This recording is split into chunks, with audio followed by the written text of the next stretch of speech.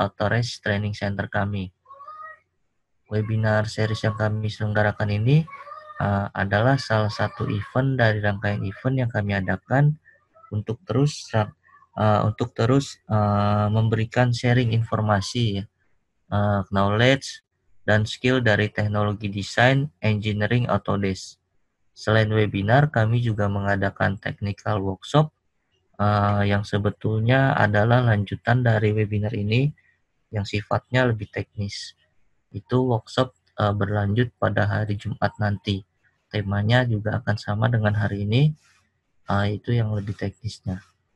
Kemudian untuk informasi mengenai event-event yang kami adakan, informasi seputar Autodesk beserta promo-promo yang diadakan, Bapak Ibu dapat follow akun sosial media kami di Cipta Satria Informatika, Instagram, Facebook, YouTube, sama di Twitter. Kami juga mempunyai portal knowledge base di website kami yang isinya adalah know-how, tips and trick, troubleshooting sehubungan dengan aplikasi-aplikasi dari Autodesk. Bapak Ibu bisa berkunjung ke Cipta Satria Technology Center di cstc.ciptasatria.com. Oke. Nanti untuk Bapak Ibu yang ingin ditanyakan bisa langsung ditanyakan di kolom Q&A. Jadi nanti bisa Mbak Nurul bisa langsung jawab atau di sesi akhir. Kemudian setelah itu demikian informasi yang bisa saya sampaikan. Selanjutnya kita akan langsung masuk aja ke materi webinar ini yang akan dibawakan oleh Mbak Nurul Fitri Sudibya. Waktu dan tempat dipersilakan. Ya, terima kasih untuk Mas Farhan. Ini kalau misal ada blok di sebelah kanan, mohon diabaikan saja ya. Ini memang bawaan dari laptopnya. Oke, kalau gitu saya memperkenalkan diri dulu. Assalamualaikum warahmatullahi wabarakatuh. Selamat siang untuk Bapak dan Ibu sekalian, untuk rekan-rekan semuanya. Semoga hari ini sehat selalu ya, karena mungkin beberapa kondisi sudah mulai normal. Tapi jangan lupa untuk setiap Rabu ikut webinar dari Cipta Satria. Oke, perkenalkan saya Nurul Fitri Sudibya. Di sini saya sebagai technical application engineer dari bagian arsitektur, engineering, and construction. Nah, untuk hari ini saya akan membawakan mengenai Autodesk BIM Solution for Construction. Jadi memang kita akan fokus bagaimana bekerja secara koordinasi, lalu software apa yang akan digunakan, fitur apa yang akan digunakan, lalu benefit apa yang akan rekan-rekan bisa dapatkan ketika menggunakan solution for construction-nya.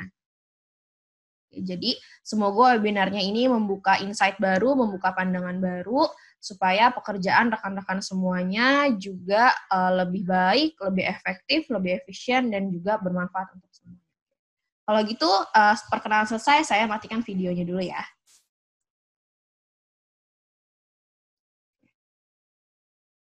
Sebentar.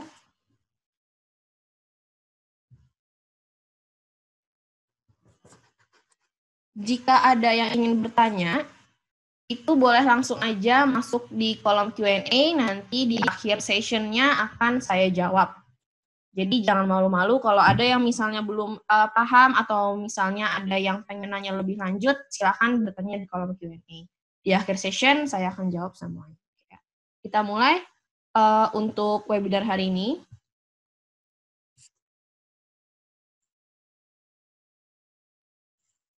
Oke, jadi di dalam produk dari Autodesk untuk BIM for Construction, for Coordination, di sini kita memang memfokuskan agar pekerjaan rekan-rekan semuanya itu lebih baik, bisa disampaikan atau dikerjakan secara efektif dan efisien, dapat diprediksi baik itu untuk cost-nya, untuk seperti materialnya, lalu untuk timing pekerjaannya itu bisa diprediksi, yang pasti mengurangi resiko dari kesalahan-kesalahan yang biasanya terjadi di dalam proyek atau dalam pekerjaan.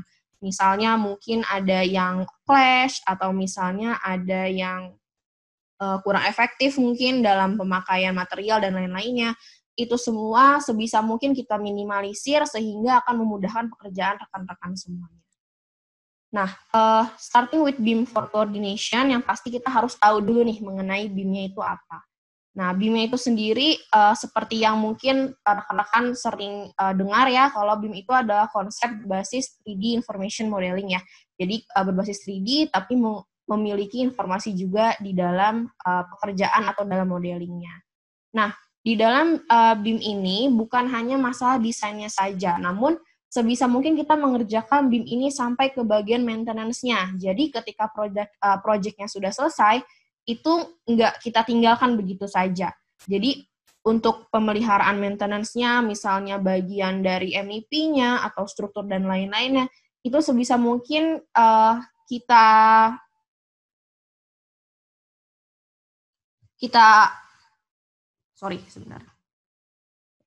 sebisa mungkin kita fasilitasi supaya pekerjaan itu nanti setelah makan waktu berapa tahun itu bisa tetap terkendali. Jadi nggak ditinggalkan begitu saja.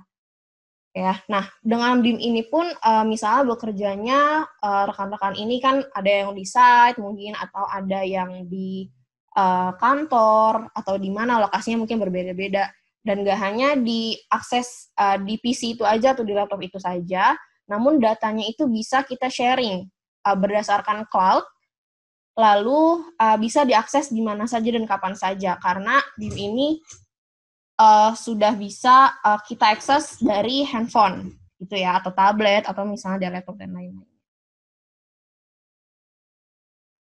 Nah, lalu ini saya next.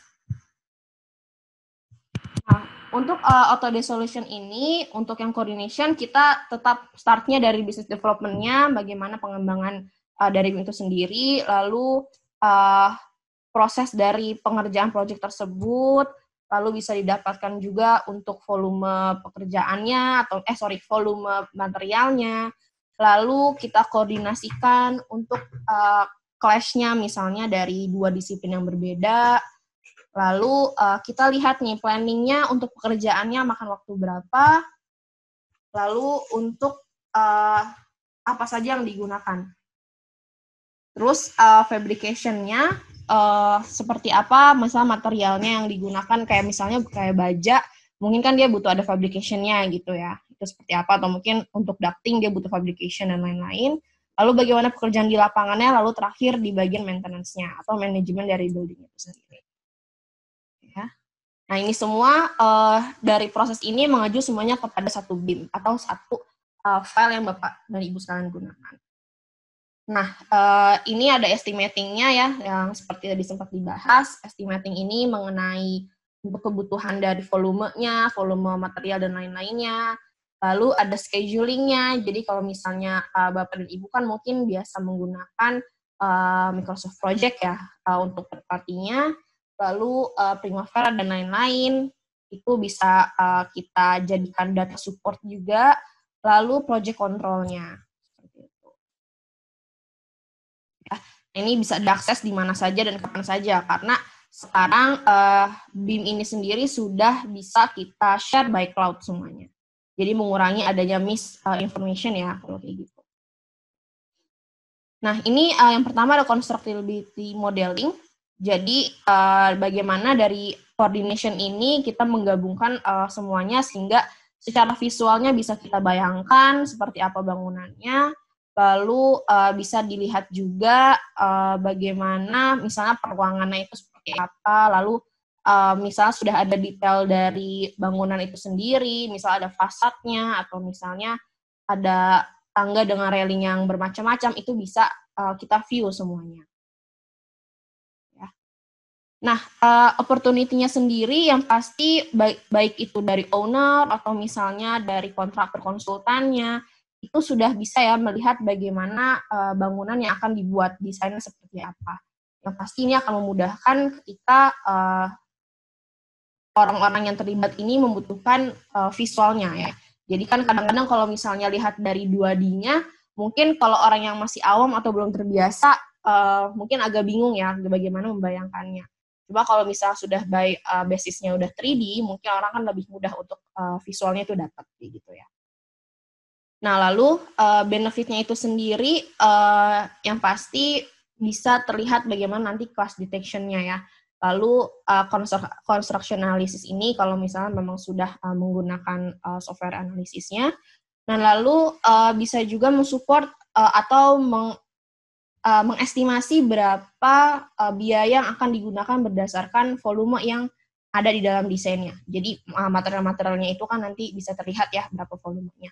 Jadi nanti bisa diestimasikan berapa. Oke, saya next. Nah, ini untuk workflow-nya, untuk yang bagian constructability modeling-nya, jadi misalnya rekan-rekan sekalian ini kan kadang-kadang ada yang source-nya itu OpenBeam ya, jadi nggak cuma menggunakan produk dari Autodesk, mungkin ada yang pakai Bentley atau misalnya Golodon dan lain-lain gitu ya. Jadi kita menggunakan suatu software untuk view koordinasinya atau untuk reviewnya menggunakan Autodesk Navisworks. Jadi Navis ini sendiri memang support beberapa jenis data, kayak misalnya SketchUp tuh SKP dia bisa kebuka, lalu misalnya DGN itu bisa kebuka, dan lain-lainnya. Itu cukup banyak extension yang bisa disupport oleh Navis.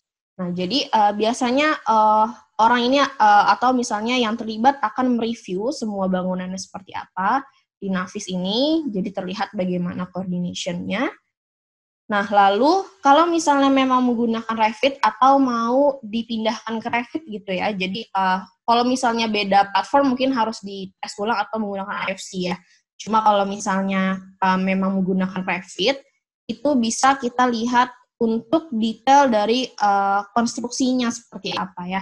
Jadi misalnya ada rebarnya atau misalnya ada lapisan-lapisan lain-lainnya, itu bisa kita cari detailnya di Revit. Ini. Nah, ini juga sama untuk detail datanya, misalnya untuk di gambar kerja butuh ada teksnya atau ada tag material dan lain-lainnya, itu semua kita gunakan di Revit. Lalu yang terakhir, kalau misalnya semua detail sudah ada, sudah oke, lalu pengen lihat clash-nya seperti apa, atau misalnya pengen lihat juga review ulang gitu ya misalnya. Itu kita balikin lagi ke Navisworks itu sendiri. Jadi memang Navis ini fungsinya kalau misalnya beda platform untuk pekerjaan, kita bisa review menggunakan Navisworks ini. Nah, kalau misalnya detailing, kalau menggunakan Revit, ya kita balikan lagi ke Revit. Seperti itu. Jadi jelas ya data-datanya, karena setiap properties yang kita masukkan di Revit itu akan terbaca juga di Navis ya. Oke. Lalu ini ada quantification. Sebenarnya quantification ini lebih mirip seperti material take off atau material quantity. Jadi kita perhitungan untuk material BOM-nya, bill of materialnya. Nah, ini opportunity-nya atau keuntungannya ya, itu bisa kita mengurangi adanya error-error atau misalnya untuk volume sekian nanti kelihatan berapa. Untuk volume yang misal kolom atau fondasinya itu bisa kelihatan berapa. Jadi memang keuntungannya bisa mengestimasi lebih awal. Lalu kalau misalnya nanti ketika bisa diestimasi, mungkin owner bisa tahu, oh mungkin ini terlalu banyak atau misalnya mungkin terlalu waste-nya terlalu banyak gitu ya. Jadi nanti bisa diperkirakan bagaimana mungkin haruskah ubah desain atau misalnya haruskah mencari alternatif material yang lainnya. Nah, ini pun yang menjadi salah satu keuntungan ketika rekan-rekan menggunakan BIM. Jadi memang estimasi untuk cost-nya itu akan lebih efisien ya. Karena kan kalau misalnya project, sepengetahuan saya memang harus efektif dan efisien gitu dalam pengerjaan, lalu dalam penggunaan biayanya seperti apa. Ya. Next. Nah, ini kalau misalnya rekan-rekan ada yang biasa menggunakan Revit kan memang sudah bisa dikeluarkan ya untuk yang bagian BOM atau BOQ-nya. Jadi dari desain yang sudah teman-teman atau rekan-rekan kerjakan, kita bisa mengeluarkan dari si volumenya, dari Revit. Nah, ini juga bisa kita keluarkan kalau misalnya teman-teman rekan-rekan sudah membawa ke Navis data-data dari modelingnya, itu bisa kita keluarkan juga di Navisworks. Nah, ini kalau diperhatikan di bagian sini kan sudah ada ininya ya, sudah ada jenis-jenisnya, bisa konkret, masonry, lalu metal apa yang digunakan, kayak gitu-gitu. Nah, ini juga sama Navis, jadi nanti bisa terlihat seperti apa dia volume-volumenya. Nah, lalu ini bisa kita keluarkan reportnya. Nah, maksudnya third parties ini kayak misalnya menggunakan Excel gitu ya, jadi menggunakan software lainnya. Ini sudah bisa di reportnya. Jadi kalau yang ini kan berdasarkan item, kalau yang ini berdasarkan model base-nya. Jadi nanti rekan-rekan misalnya bisa ngeklik aja salah satu objek, nanti dikeluarkan volumenya seperti apa. Terakhir masuknya ke reportingnya. Ya. Nah, lalu ada juga fitur untuk coordination atau untuk koordinasi antar multidisiplin ya. Kalau misalnya kita kan bekerja mungkin dibagi-bagi, ada yang bagian MEP-nya mungkin dibagi lagi mechanical-nya, electrical sama plumbing-nya. Lalu ada yang mungkin mengerjakan arsiteknya, mungkin entah bagian wall-nya atau misalnya level 1 sampai level 3 podiumnya siapa, lalu bagian basement-nya siapa gitu. Nah, itu bisa kita koordinasikan semua pekerjaannya menjadi satu kesatuan dan kita bisa review ulang. Nah, opportunity-nya itu sendiri yang pasti kita bisa lebih mudah untuk mengerti ya bagaimana view-nya dari si model tersebut. Oh, sorry. Sebelumnya dari multidisiplin ini dari desktop ya. Jadi memang ada 3, ada yang by cloud, ada 2, ada by cloud sama ada yang by desktop. Ya, jadi desktop ini kita menggunakan si Navisworks-nya ini sendiri. Nah, lalu saya balik lagi, opportunity-nya itu kita mengimprove coordination-nya untuk lebih mudah dipahami dan dimengerti. Lalu, yang pasti untuk orang-orang yang awam yang mau melihat itu nanti bisa gampang dapat visualnya seperti apa, lalu bisa juga kita cek clash detection-nya. Ini kan yang cukup menarik ya untuk menggunakan BIM, karena kita bisa cek clash detection, sehingga error-errornya itu bisa kita minimalisir. Ini saya next. Nah, kalau ini dari desktop integration-nya, jadi view dan analisis untuk clash-nya, kita menggunakan Navisworks Manage ya. Jadi kalau misalnya rekan-rekan biasanya ngelihat ada 3 Navis, kalau misalnya install Navis ada 3, biasanya ada yang Freedom, ada yang Manage, dan ada yang 360. Itu hanya beda fungsinya aja. Kalau Manage ini, rekan-rekan sekalian bisa langsung analisis clash-nya, bikin timeline-nya. Kalau yang Freedom itu biasanya untuk review aja, jadi misal untuk lihat-lihat report-nya, kayak gitu. Dia tidak bisa untuk cek clash-nya. Lalu kalau yang bagian 360 itu biasa by cloud.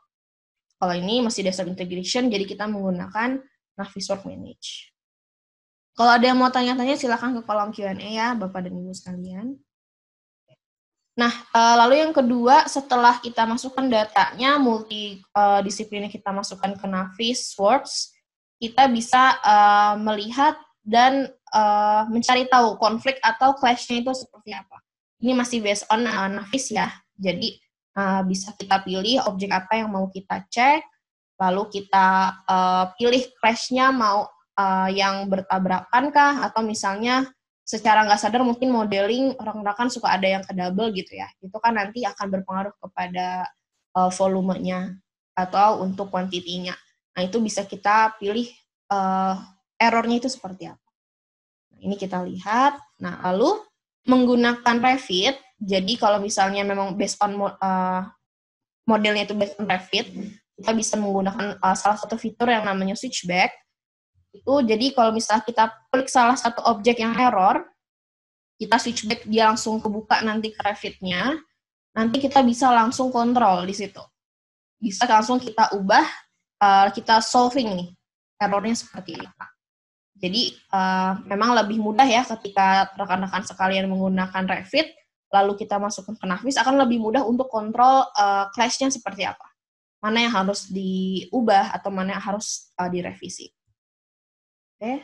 Nah, lalu di sini bisa menggunakan Navis Work Freedom untuk lihat reportnya seperti apa. Nah, di report ini sendiri juga cukup lengkap, jadi nanti rekan-rekan bisa melihat objek apa yang clash dengan objek apa gitu ya. Jadi antara dua objek, lalu lokasinya dia di mana, misalnya di grid A, lalu level 1, itu nanti bisa terlihat semuanya. Seperti ini.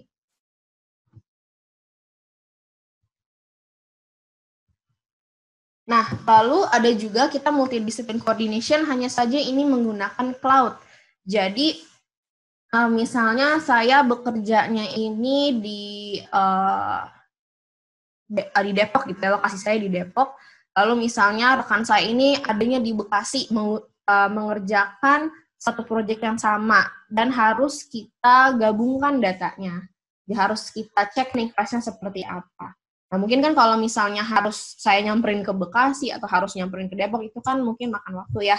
Jadi mungkin pekerjaan juga nggak efektif. Saya bisa memultidisiplinkan ini by cloud semuanya. Jadi lalu benefitnya ini dia real time juga ya. Jadi maksudnya ketika saya update ya dia juga menerima kelasnya seperti apa. Dan bisa kita akses by mobile, baik itu via iPad atau misalnya via handphone dan lain-lain. Ini saya next. Nah, kalau yang untuk cloud, kita menggunakan BIM 360 yang koordinat ya. Jadi ini memang ada platformnya sendiri untuk multidisiplin.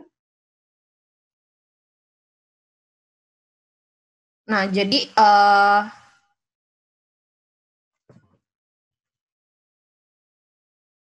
kita bisa melihat misalnya koordinasi baik cloud-nya seperti apa, lalu rekan yang terhubung itu apa, kita menggunakan BIM 360 untuk yang koordinatnya.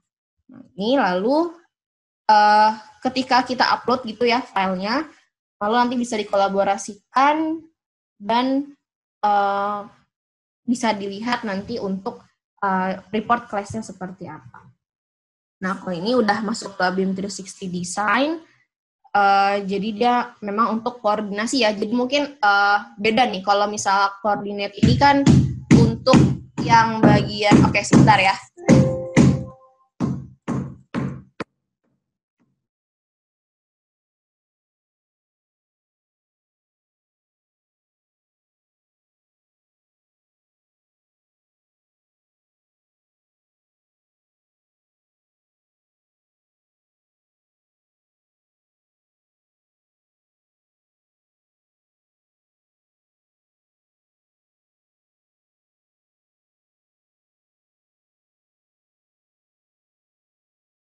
Oke, sorry tadi ada gangguan sedikit ya. Oke, jadi di sini bedanya kalau BIM koordinat itu kan untuk berkoordinasi ya antar multidisiplinnya. Nah, kalau BIM 360 Design ini untuk BIM koordinat itu untuk koordinasi, BIM 360 Design ini untuk berkolaborasi ya. Jadi beda kalau misalnya desain ini, misalnya Revit ke Revit itu pakai work sharing ya. Jadi kita menggunakannya BIM 360 Design untuk kolaborasi pekerjaannya. Lalu semuanya itu kita koordinasikan di bagian BIM 360 koordinat, dicek class detection-nya gitu ya. Jadi bedanya 360 Design untuk kolaborasi, untuk BIM 360 koordinat itu untuk koordinasi. Oke, saya next lagi.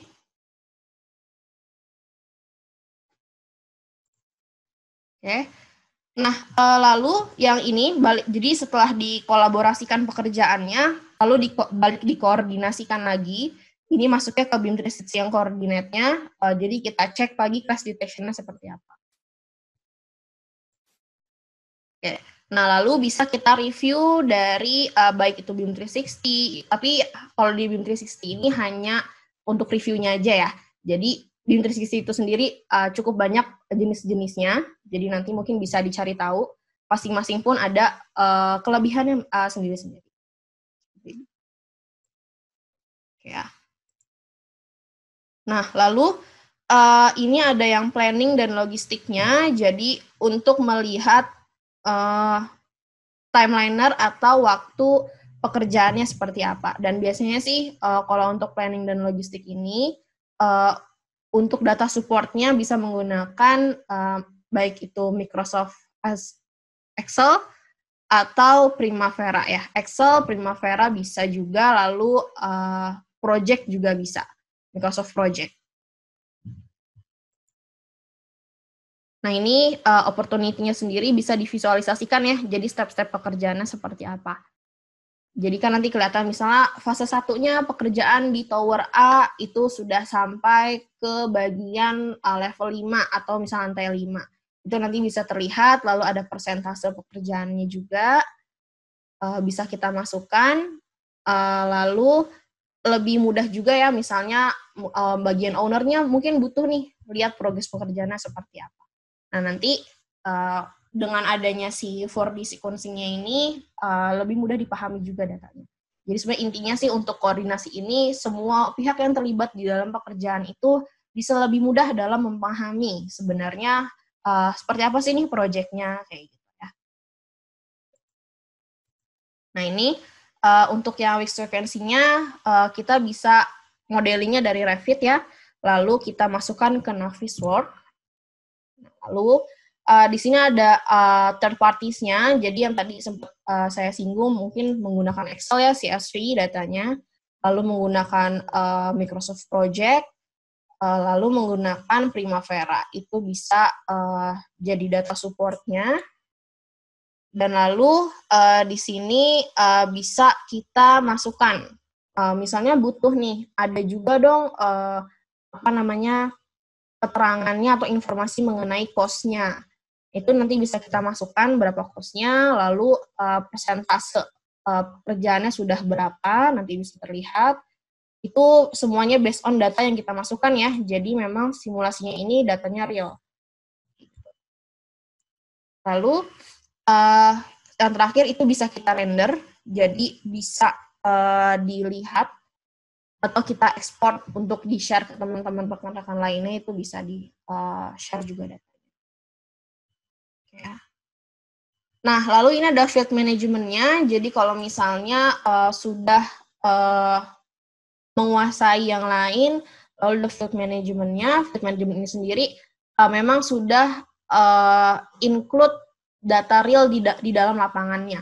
Jadi sudah bisa capture misalnya data lapangannya mungkin ada yang miss gitu ya, ada yang posisi misalnya pasang sakpar tapi ternyata posisinya salah, itu sudah bisa dikolaborasikan juga. Nah, ini bisa kita akses atau kita operasikan di mana saja dan kapan saja, karena ini kan sudah masuknya by cloud dan juga bisa menggunakan iPad, tab gitu, atau handphone. Nah, jadi bisa juga berkoordinasi dari mobile teknologi ya. Jadi semua orang yang terlibat di dalam satu proyek itu di mana saja dan kapan saja bisa mendapatkan updatean atau misalnya isu-isu yang ada di lapangannya. Ini. Nah, sama ya, tadi mungkin sempat bahas mengenai BIM 360 Coordinate, BIM 360 Design, BIM 360 Docs. Kalau yang di field ini, kita menggunakan BIM 360 yang build. Jadi, sudah ada fungsinya ya, masing-masingnya. Jadi, kalau sudah ada gambarnya, kita share by BIM 360 build. Lalu, ini bisa kita lihat quality atau safety-nya seperti apa. Misalnya punya beberapa beberapa kualifikasinya gitu ya. Misalnya sakarnya harus di titik sekian, atau misalnya plumbingnya harus menggunakan pipe bla bla bla gitu ya. Itu bisa kita kontrol dari si BIM 360 build ini. Apakah data di lapangan sudah sesuai dengan ketentuan-ketentuan yang ada, kayak gitu ya. Jadi bisa di list juga. Nah, lalu di sini ada commissioning and handover-nya. Jadi misalnya saya menggunakan AC split, misalnya by brand-nya saya gunakan Daikin gitu ya. Nah, itu nanti saya bisa masukkan tipenya apa, lalu siapa vendornya, lalu barcode-nya mungkin kalau ada, lalu aset ID-nya mungkin ya, kalau misalnya maintenance itu seperti apa. Jadi masing-masing objek yang ada di lapangan itu bisa kita assign untuk informasi-informasinya. Yang pasti kan kalau udah kayak gini, akan memudahkan ketika rekan-rekan akan memaintenance dari gedung itu sendiri. Nah, lalu di field BIM-nya nanti semua informasinya itu akan masuk ke dalam Navisworks juga. Jadi sudah integrated ya, semuanya sudah cukup mudah untuk mengoperasikan. Ini. Nah, jadi untuk pekerjaan BIM ini memang sudah bergabung antara tiga gitu ya, dari manusianya, bagaimana dari teknologinya, dan prosesnya. Apabila semuanya sudah support, baik itu dari sumber daya manusia, lalu software-nya, hardware-nya itu sudah support, lalu proses misalnya batasan-batasan penggunaan BIM-nya seperti apa untuk ketentuan-ketentuannya, itu akan menghasilkan suatu project atau konsep BIM yang sempurna seperti itu ya. Jadi memang step-nya harus banyak belajar juga, dan bagaimana kita melihat update-update bangunan yang sudah ada. Nah, saya akan sedikit demokan mengenai untuk Navisnya itu sendiri. Jadi ini hanya semacam overview aja. Nanti kalau rekan-rekan ingin tahu lebih lanjut, pengen dapat insight lagi, nanti bisa pas di workshop ya. Jadi ini saya hanya overview aja. Oke. Sebentar.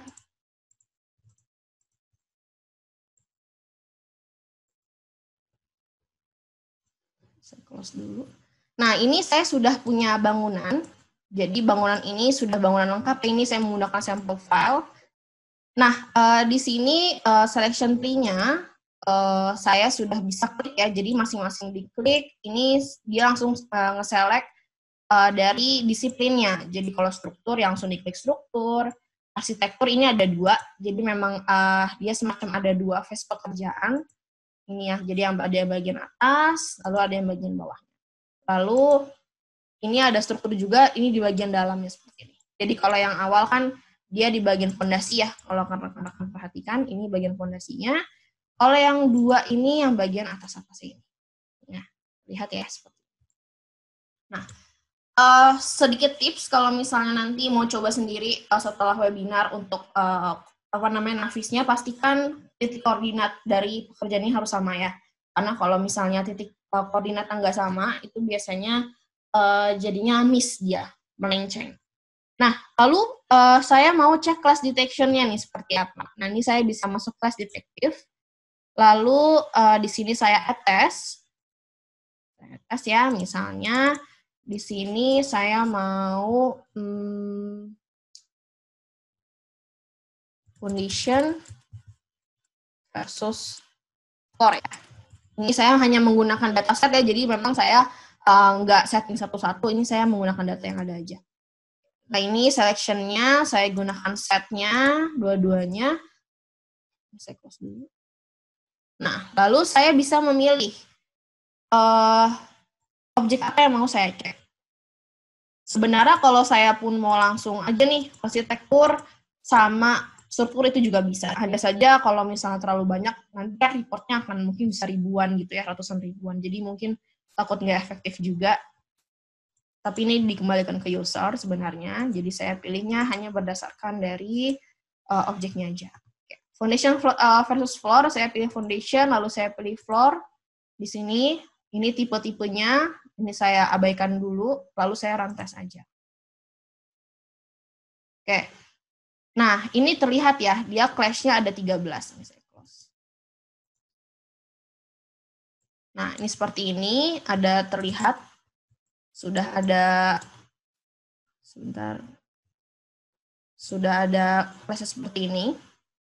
Kalau misalnya ini saya klik yang bagian nomor 2, nanti akan terlihat juga clash-nya seperti apa. Nomor 3, nomor 4, ini kelihatan semua. Dan ini bisa, ini saya lagi nggak buka Revit ya, nanti akan saya jelaskan di workshop aja. Jadi kalau misalnya saya klik nih, misalnya clash satunya seperti ini, kan dia terlihat ya, ada objeknya. Nanti bisa saya klik kayak gini, klik kanan, ini ada yang namanya switchback. Nah, switchback ini nanti bisa langsung kita buka datanya itu di Revit. Jadi nanti bisa langsung saya revisi seperti apa. Kayak gini ya.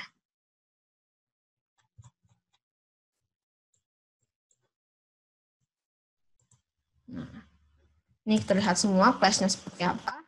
Nah, lalu kalau misalnya mau saya keluarkan reportnya, ini bisa saya klik report di sini. Lalu saya pilih Word Report ya. Saya pilih Word Report. Ini saya oke. Kita tunggu sebentar. Nanti akan lihat reportnya lokasi-lokasinya apa. Ini udah selesai. Ini coba saya balik ke desktop dulu. Oke.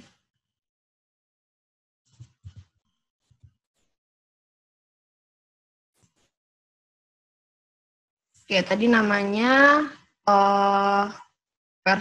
floor versus ini ya, condition. Saya buka. Nah, nanti dia akan seperti ini. Jadi kelihatan ya, baik dari image-nya, lalu clash-nya namanya seperti apa, lalu statusnya itu apa. Karena kan baru kita cek ya, jadi masih new. Biasanya nanti kalau misalnya sudah diedit, misalnya sudah nggak clash lagi, dia akan jadi resolve.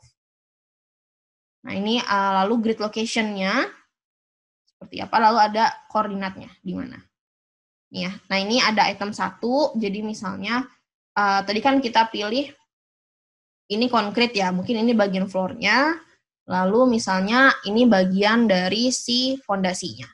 Ini ada elemen ID, ini bisa kita import juga ke Revit, jadi nanti bisa terlihat seperti apa, kayak gitu ya. Oke, nah lalu itu untuk class detection-nya. Nah, kalau untuk timeliner sendiri, di sini saya masuk ke timeliner. Nah, ini udah saya buat beberapa ya, nggak terlalu kompleks, hanya yang standar aja, karena hanya untuk overview. Nah, ini saya simulate. Nah, nanti kalau misalnya sudah sukses, jadi kita masukkan jenis pekerjaannya apa, lalu kita masukkan untuk tanggal-tanggalnya berapa lama pekerjaannya, baik itu yang direncanakan atau aktualnya, lalu kita pilih objeknya seperti apa. Nah, ini bisa langsung saya play aja. Ini kalau dilihat di sini ada week-nya ya, ada berapa persen pekerjaannya. Seperti ini. Ini saya ulang lagi ya. Jadi memang nggak terlalu lama ini videonya karena hanya sedikit objeknya. Jadi ini saya play dari awal. Nah, jadi kalau hijau ini dia menunjukkan objek yang akan dibuat ya. Jadi masih hanya sebatas bayangan aja. Ini saya play. Nah, nanti akan terlihat kalau misalnya hari keberapa nih. Di sini ada di 13, tanggal berapa, lalu sudah berapa persen pekerjaannya. Ini dari keseluruhan project ya. Jadi karena ini kan saya hanya kecil aja, jadi hanya 2% aja di sini pekerjaan. Nanti kalau misalnya ada yang berdasarkan fase pekerjaan, nanti bisa di-set lagi berdasarkan fase pekerjaannya. Jadi ini memang tergantung dari usernya itu sendiri.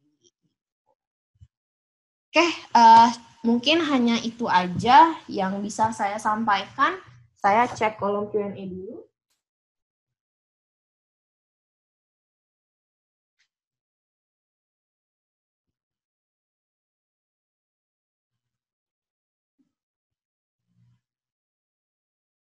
Oke. Di sini ada pertanyaan dari Pak Samodra ya. Bagaimana baiknya organize class detection pada Navisworks Manage? Apakah per elemen, per disiplin, atau lainnya? Terima kasih. Sebenarnya ini kita kembalikan lagi ke user ya Pak ya. Karena sebenarnya sih bisa aja kalau Bapak mau langsung nih satu project strukturnya sama satu project arsitekturnya, itu mau Bapak langsung checklistnya pun nggak masalah. Cuma kan ya memang mungkin reportnya akan muncul ratusan atau bahkan ribuan ya. Jadi takutnya ada yang miss, jadi mungkin dipersimpelnya itu dari elemen-elemennya. Tapi ya balik lagi, sebenarnya itu dikembalikan ke usernya aja. Karena kalaupun by project-nya, misalnya arsitektur sama strukturnya, itu pun tetap kelihatan clash-nya seperti apa. Cuma kalau memang mau lebih simple ya kita per elemen aja, nggak apa-apa. Dari Pak Bahana Irianta, maaf saya baru pertama kali ikut. Untuk bahan paparan, apakah boleh saya dapatkan? Terima kasih. Nanti akan di-upload ke CSTC ya Pak, di knowledge base-nya Cipta Satria. Biasanya setiap webinar akan kita share di sana. Nanti bisa dilihat di situ ya Pak. Oke. Ada yang mau ditanyakan lagi?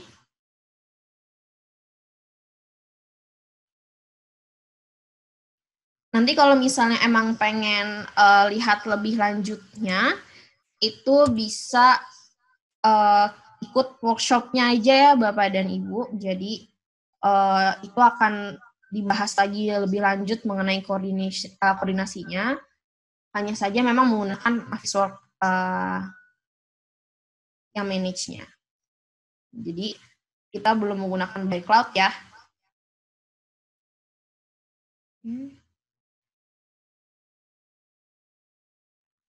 Nah,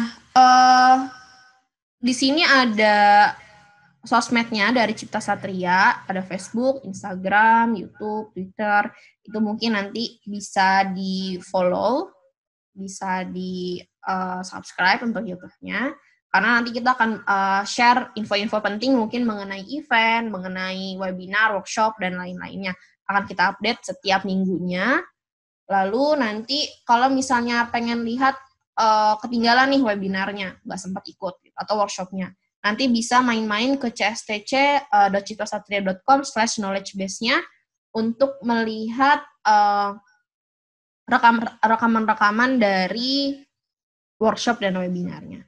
Nah, di situ juga kita share beberapa tips and trick and how-to-nya, kayak misal untuk user revit, user mungkin ada yang dari manufacturing, troubleshooting, itu nanti bisa lihat-lihat aja di ciptasatria.com/knowledge base-nya. Ya. Ada yang mau ditanyakan lagi mungkin untuk webinar hari ini?